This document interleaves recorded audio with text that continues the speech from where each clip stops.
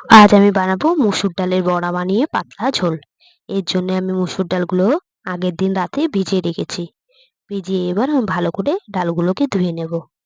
ধুয়ে এবার আমি ডালগুলোকে মিক্সিতে দিয়ে দেব। মিক্সিতে ডালগুলো দিয়ে দিয়েছি।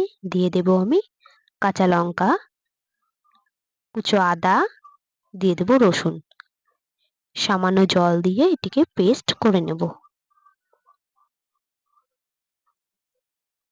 পেস্টটি আমার হয়ে গিয়েছে। এরকম ভাবে পেস্ট করে নিতে হবে। এবার এই পেস্টটি আমি একটা বাটিতে নামিয়ে নেব।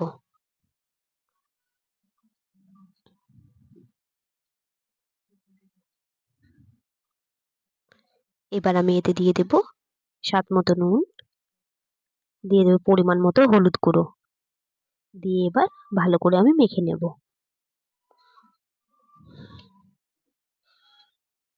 ভালো করে মেখে নিতে হবে। মাখা আমার হয়ে গিয়েছে, এরকম করে মেখে নেব।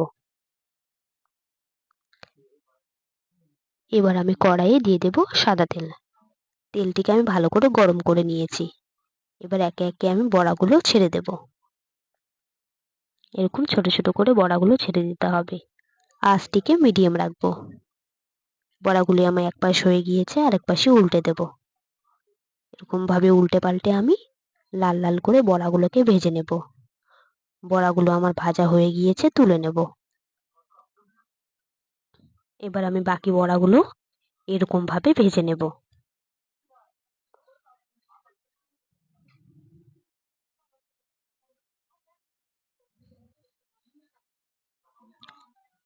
এরকম ভাবে আমি সবগুলো বড়া ভেজে নিয়েছি। বড়াগুলি আমার ভাজা হয়ে গিয়েছে। এবার আমি ওই তেলেই সামান্য আর একটু সর্ষের তেল দিয়ে দেব। দিয়ে দেব আমি তেজপাতা, গোটা জিরে। আমি এখানে কাঁচা লঙ্কা, আদা, গোটা জিরে, পেঁয়াজ, রসুনের পেস্ট করে নিয়েছি, ওটা দিয়ে দেব। সামান্য জল দিয়ে দিয়েছি।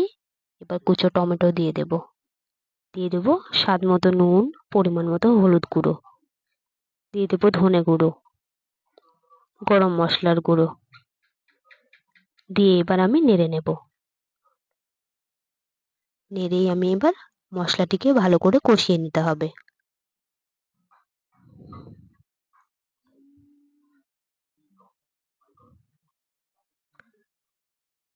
মাঝে মাঝে এরকম ভাবে নেড়ে নিতে হবে, যাতে মশলাটি নিচে লেগে না যায়। যখন দেখবে টমেটোটি নরম হয়ে আসছে, এরকম করে টমেটোটাকে ঘেঁটে দিতে হবে, যাতে টমেটোটি ভালো করে গলে যায়।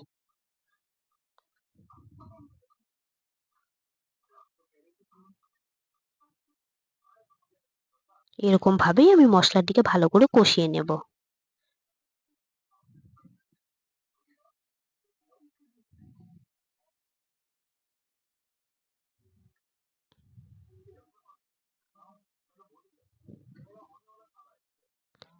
মশলাটি আমার কষে গিয়েছে, এরকম ভাবে কষিয়ে নিতে হবে।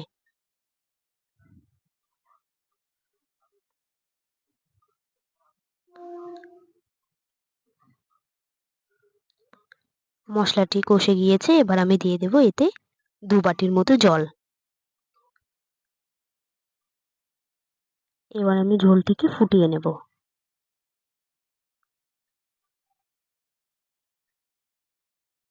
ঝোলটি আমার ফুটে গিয়েছে। এবার আমি ভেজে রাখা বড়াগুলো দিয়ে দেব। বড়াগুলো দিয়ে আমি নেড়ে নেব। নেড়েই আবারও ঝোলটিকে আমি ফুটিয়ে নেব। ঝোলটি ফুটে গেলেই এবার আমি নেড়েই নামিয়ে নেব। একটু ঝোলঝোলই নামাবো, কারণ এটি ঠান্ডা হয়ে গেলে জলটি পুরোটি শুকিয়ে যাবে। দেখুন ঠান্ডা হয়ে গেলেই কতটি জল শুকিয়ে গিয়েছে, এই জন্য একটু ঝোল ঝোল নামাবেন। এরকম করে একবার বড়া বানিয়ে খেয়ে দেখুন, খেতে ভালো লাগে।